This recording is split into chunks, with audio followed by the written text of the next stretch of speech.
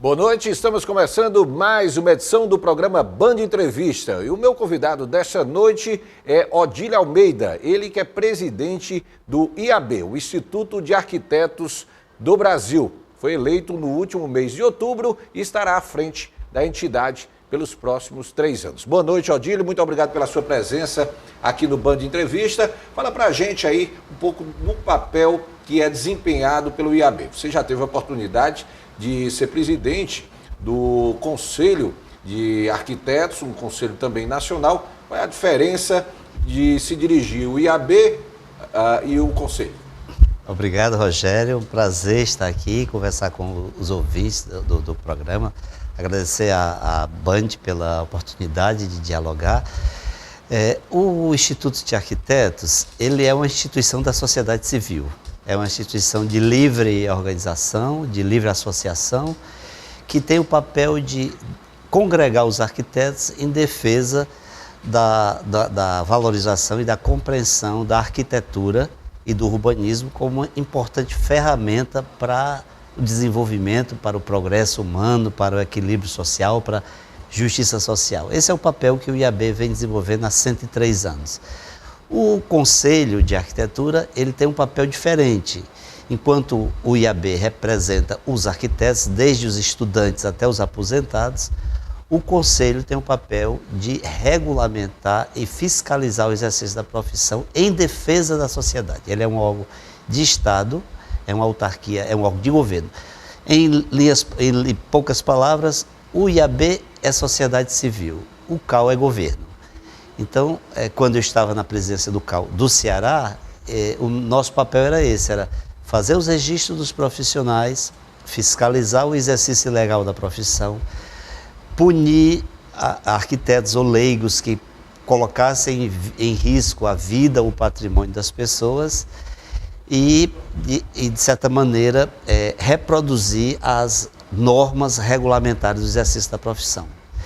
Já o Instituto de Arquitetos, ele tem um papel muito mais abrangente. Ele é uma instituição que discute a formação do profissional, ele discute as pautas do desenvolvimento das cidades, ele discute a inserção do arquiteto no mercado de trabalho, ele discute as grandes pautas convergentes da humanidade, como as mudanças climáticas, os impactos das mudanças climáticas sobre as cidades, sobre as infraestruturas, né? E o Instituto tem outra característica, ele, além de se organizar, a minha presidência é uma presidência nacional, além de ele se organizar em nível nacional, ele tem organizações em todos os estados e ele tem também representações em nível internacional. O Instituto de Arquitetos do Brasil é a instituição de arquitetos que representa o Brasil na União Internacional de Arquitetos, que é um órgão vinculado à Unesco, que é vinculado à ONU. Então, em linhas gerais, o Instituto ele é a voz da sociedade civil, é a voz, a opinião dos arquitetos dentro dessa rede de comunidades, de organizações da sociedade que trabalham, pensam o futuro e pensam as soluções para os problemas do presente. O IAB é uma entidade nacional, ela tem sede onde? Ela tem duas sedes, a direção nacional ela tem sempre duas sedes. Uma sede permanente em Brasília e uma sede itinerante, dependendo do estado em que o presidente reside, né? No momento, até o ano passado, a sede da direção nacional do IAB era em Belo Horizonte. Este ano, no momento que o departamento do IAB do Ceará conquistou a presidência, a sede se desloca para o estado do Ceará, a sede itinerante, deixando sempre uma sede permanente em Brasília. Como você falou aí, nos estados, o IAB ele está bem estruturado. Como é que funciona a atuação exatamente nos estados aqui brasileiros? Como o Instituto de Arquitetos representa uma certa especialidade, né? E nós temos nos estados hoje as políticas públicas, a partir da Constituição de 1988, grande parte das políticas públicas elas são desenvolvidas dentro dos conselhos, os conselhos paritários, que envolvem de um lado o governo, de outro lado as representações da sociedade civil. Então, em quase todos os estados, o IAB ele está presente nos conselhos formuladores de políticas públicas da área de arquitetura, de urbanismo, de patrimônio histórico, de meio ambiente, da área de cultura, da área de habitação. Então, em nível dos estados, além das nossas organizações, das reuniões ordinárias que as diretorias têm, o IAB tem presença nesses conselhos como representante da sociedade civil nesses conselhos formuladores de políticas públicas. O mesmo acontece em nível nacional e o mesmo acontece em nível internacional. Em nível nacional, nós temos cerca de 8 representantes no Ministério da Cultura, no IFAM, no Ministério das Cidades, no maior conselho hoje da República, que é o Conselho Nacional de Desenvolvimento Econômico, Social e Sustentável, que é presidido pelo próprio presidente Lula. O IAB é uma das entidades que tem assento nesse conselho. E nós temos assento no colegiado de entidades de arquitetura e urbanismo, que tem, a próxima semana estarei lá em Brasília representando esse colegiado.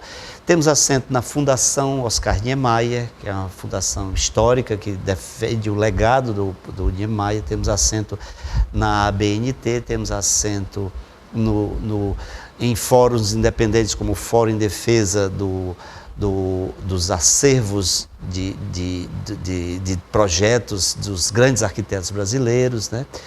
Ou seja, são cerca de 10 entidades em nível nacional, onde nós temos assento, são mais ou menos 22 representações internacionais envolvendo a União Internacional de Arquitetos, a Federação Pan-Americana de Associações de Arquitetos e o Conselho Internacional de Arquitetos em Língua Portuguesa. São mais ou menos 600 arquitetos que trabalham voluntariamente defendendo as pautas que são interesse da profissão e onde a profissão, de certa maneira, tem que ser ouvida para formular as políticas públicas em algum dos setores, né?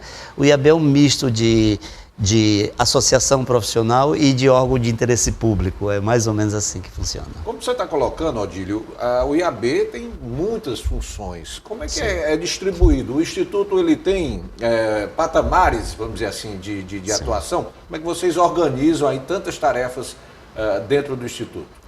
É uma instituição que tem uma estrutura federativa bastante democrática, né?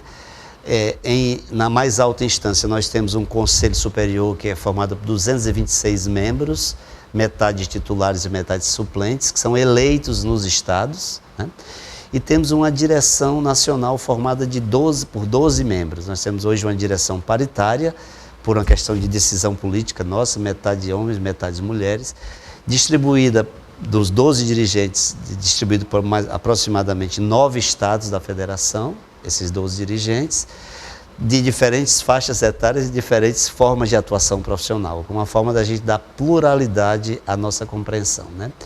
E em nível, essa direção nacional, ela conta com 18 comissões técnicas de alto nível.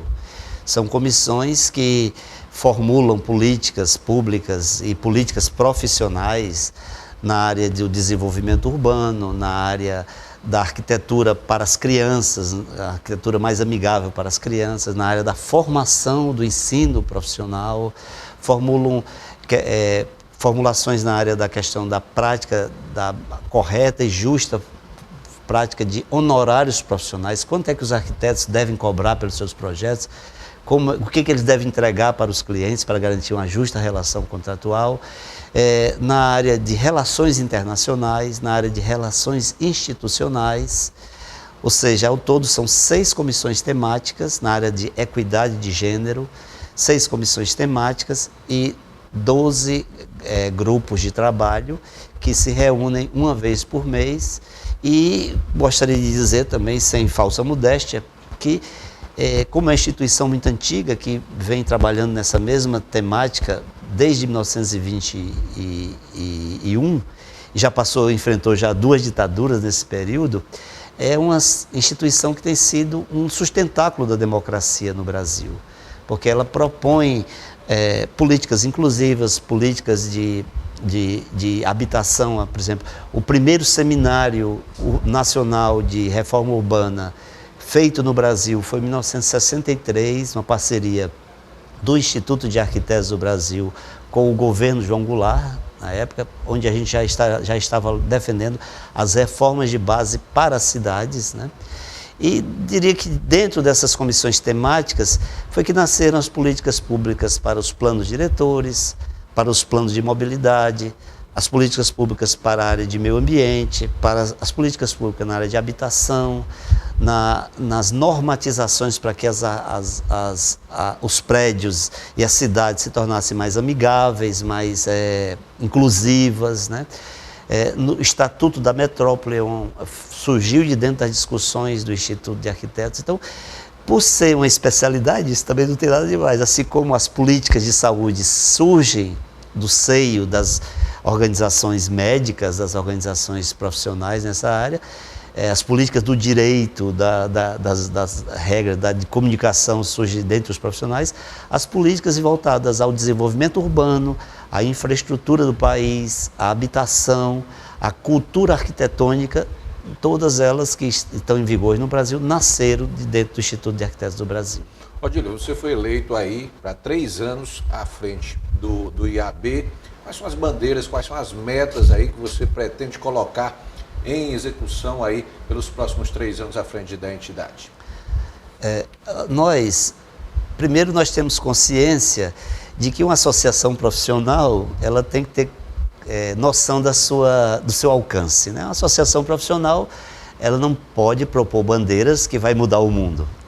Ela tem que se conhecer o seu papel e saber a melhor maneira de se relacionar com os seus associados e com a sociedade. Então, a nossa bandeira número 1 é promover uma integração ao mercado profissional de mais de 130 mil arquitetos que se formaram de 2012 para cá. Nós éramos 100 mil arquitetos em 2012, hoje nós temos 230 mil arquitetos. Nós temos uma média de um arquiteto para cada 1.000 habitantes, que é uma média considerada razoável pela Organização das Nações Unidas. E nós queremos trabalhar para que esses profissionais tenham uma inserção no mercado de trabalho, uma inserção produtiva, com a remuneração digna e com condições de trabalho adequadas, né? Essa é a nossa bandeira número 1. A nossa bandeira número 2 seria no sentido de dar um salto de qualidade na nossa organização, tendo em vista que, além do crescimento da categoria, nos últimos anos, nós tivemos advento de muitas mudanças na área tecnológica. Então, hoje, com as reuniões virtuais,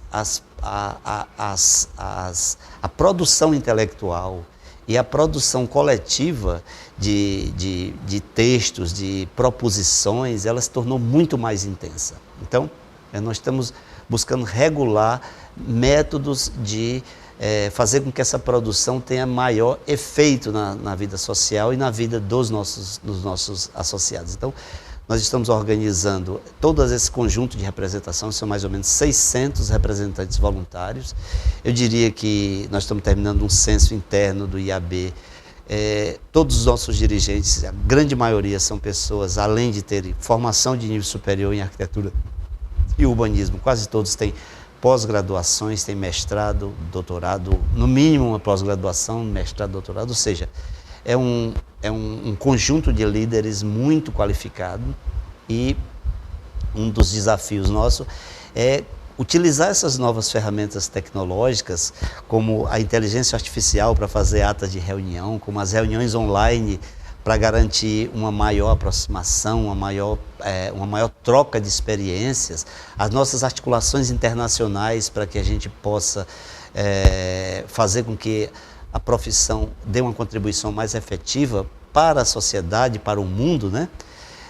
Hoje, o nosso segundo e mais importante desafio é dar esse salto organizativo na instituição para que ela se encontre com esse mundo intercomunicado, que ela se comunique melhor, que ela tenha uma relação mais efetiva com as esferas decisórias do poder, com a Câmara dos Deputados, com os ministérios, com os meios de comunicação, com as redes sociais, que são uma frente de importante oportunidade de comunicação, e na outra frente, para a gente ter essa estruturação em sintonia com os arquitetos, nós estamos trabalhando em cima da ampliação de benefícios para os nossos associados. Os benefícios envolvem basicamente 4 frentes. A primeira frente seria a organização de congressos todos os anos. Esse ano nós teremos 5 congressos regionais, no próximo ano teremos um congresso nacional e queremos em 2023 fazer um congresso de arquitetos em cada estado. Odílio, eu vou pedir aqui um intervalo rapidinho, daqui a pouquinho a gente continua batendo um papo aqui com Odílio Almeida, que é presidente do IAB. É um intervalo rápido, eu volto já já.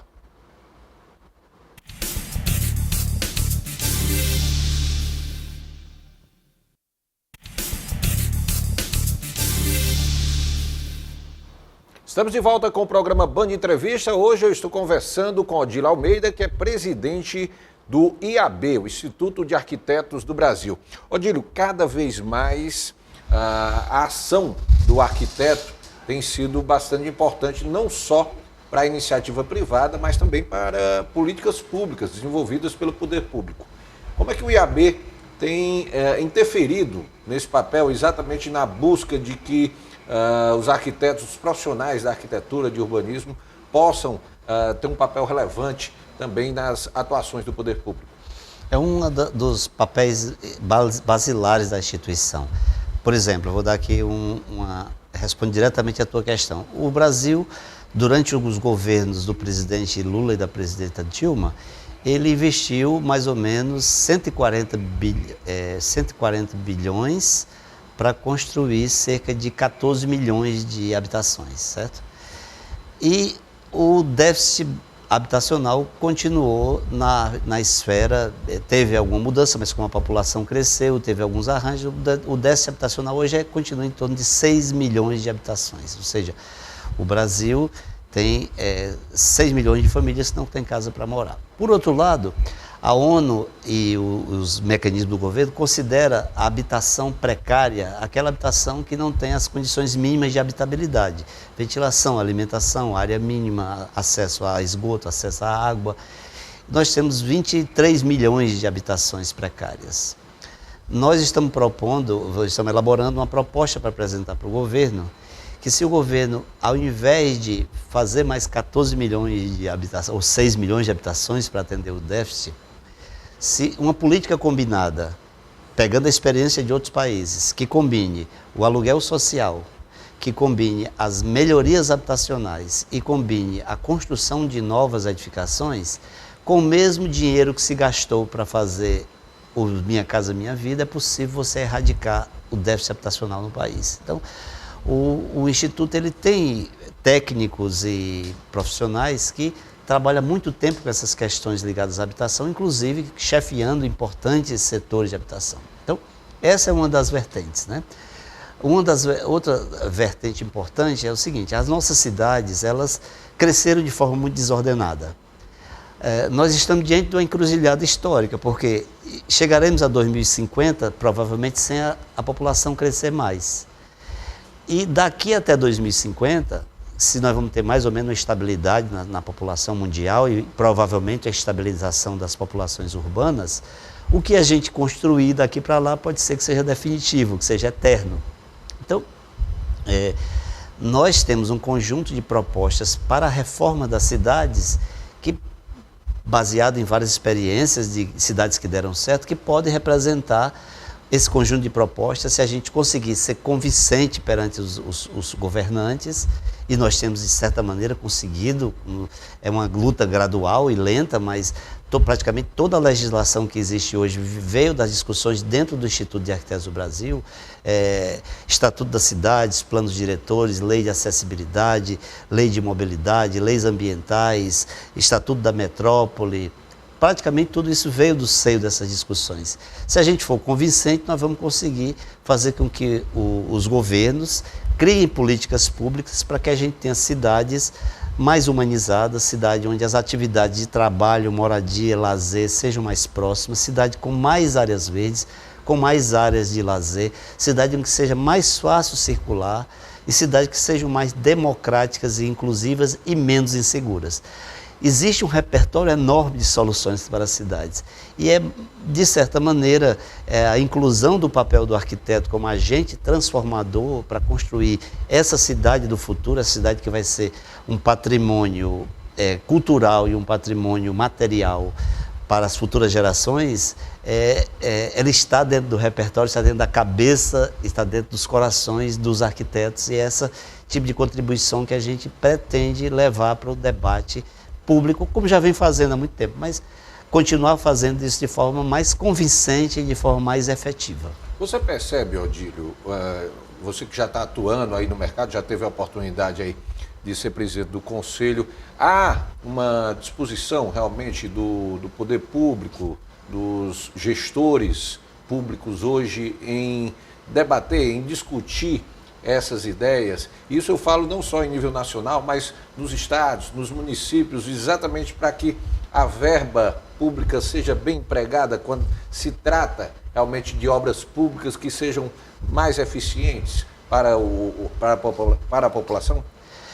A gente sente uma melhoria, eu já atuo há 40 anos, a gente sente uma melhoria gradual em várias direções, embora a agenda dos governos é uma agenda normalmente de curto, médio prazo, né?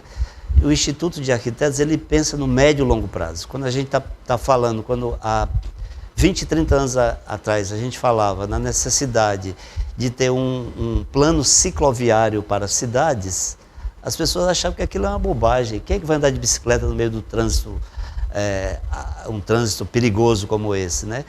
Hoje já é uma realidade quase que mundial. Todo mundo pensa, hoje na política de mobilidade urbana, a prioridade é do pedestre, a segunda prioridade é do veículo não motorizado, a terceira prioridade é do veículo coletivo e a quarta que é do transporte individual. Então, parafraseando aqui o ex-arquiteto o Campelo Costa, ex-presidente nacional do IAB, conhecido de todos, ele dizia o seguinte: os políticos normalmente gostam de ouvir o que a gente tem a dizer, quase nunca implementam de forma imediata. Mas como se trata de um conhecimento especializado, esse conhecimento especializado nem sempre é compreendido no primeiro momento. Mas com a nossa persistência, com a nossa organização social, é como eu falei, se você pega nos últimos 50 anos, todo um arcabouço legislativo e de programas sociais e programas de investimentos tem vindo dessas discussões, dessas pautas colocadas por esses especialistas, né, na mesa de discussão. E é importante também, dentro do que você está falando, né, Odílio, colocar em prática experiências que têm dado certo em determinadas localidades, até no exterior, né? Você citou o exemplo aí, por exemplo, da política cicloviária, que no caso aqui de Fortaleza tem funcionado bem, e a ideia, o projeto vem do sucesso implementado em outras localidades. Existem políticas hoje que vocês defendem e que já têm exemplos dentro do país e que podem ser aproveitadas, vamos dizer assim, em outros estados? Com certeza. Por exemplo, nós defendemos que as políticas públicas evitem que as cidades se espalhem demais. A cidade que ela se espalha demais, ela se torna muito cara, porque muito mais metros quadrados de áreas, muito mais metros quadrados, linhas de esgoto, linha de energia elétrica, rede de transportes. Nós defendemos a cidade compacta. A cidade compacta, ela é mais econômica, ela é mais funcional e ela é mais humana. Mas isso precisa ter aquele processo de verticalização, ou seja... Aí precisa um processo de verticalização que não seja uma verticalização como a que a gente vê hoje, induzida pelo interesse do ganho imobiliário, mas uma verticalização no sentido de promover o maior adensamento das cidades. Ou seja, ao invés de você colocar uma população de 100 mil pessoas, né, distribuída em 10 hectares, se você pegar essas 100 mil pessoas, botar em prédio de 10 andares, você teria a população acumulada em 1 hectare, né? Conta simples de fazer. Então, essas sugestões no sentido de promover o adensamento e promover o uso múltiplo, porque no início do século XX, a moda era fazer a cidade setorizada. Aqui é só comércio, como Brasília. Aqui é só comércio, aqui é só lazer, aqui é só indústria, indústria tudo bem, atividade nociva tem que estar fora da cidade, aqui é só moradia. Hoje, as experiências mundiais têm dito o seguinte: quando eu aproximo essas atividades e garanto o uso múltiplo, eu vou ter maior economia, maior rendimento e melhor qualidade de vida e também maior segurança. A cidade que se espalha ela é mais insegura, você perde mais tempo com deslocamentos, vou dar um exemplo, por exemplo, vocês, acho que todo mundo conhece aqueles prédiozinhos que você vê na zona sul do Rio de Janeiro, vê também cidades como Lisboa, cidades históricas como Madrid, que é um prédiozinho, centro de Buenos Aires, prédiozinho de térreo comercial e mais 6 pavimentos de moradia. Aquelas quadras ali, que foram feitas a partir de um planejamento público, elas comportam 1.000 e 1.500 pessoas por hectare, certo? Se eu pegar o bairro da Aldeota, que é um bairro verticalizado, e fizer uma média da densidade, dá 115, 120 habitantes por hectare em média, certo? Porque é uma verticalização com pouca densidade, e do outro lado da cidade você pega bairros horizontais que você tem densidade sem verticalização. Então, o desenvolvimento desordenado, a má distribuição de renda, ela provoca uma cidade injusta e pouco funcional. De um lado, digo, a cidade vertical com baixa densidade, e outro lado a cidade horizontal sem verticalização. Então, são contribuições que o Instituto, por se tratar de uma especialidade do conhecimento, ele tem dado para os governantes, que nem sempre a gente consegue no curto prazo, mas no médio e no longo prazo a gente nota que dá para a gente ter esperança que essas políticas, esse repertório de soluções seja incorporado à vida da cidade. Odílio, eu gostaria de agradecer, nosso tempo chegou ao final, agradecer sua presença aqui no Band Entrevista e desejar realmente muito sucesso para você à frente aí dessa gestão no IAB. Rogério, muito obrigado, e agradecer também pelo espaço aberto, e um abraço para todos os telespectadores. Band Entrevista de hoje vai ficando por aqui, vou agradecendo a sua audiência e a gente já marca um compromisso para o próximo sábado. Até lá.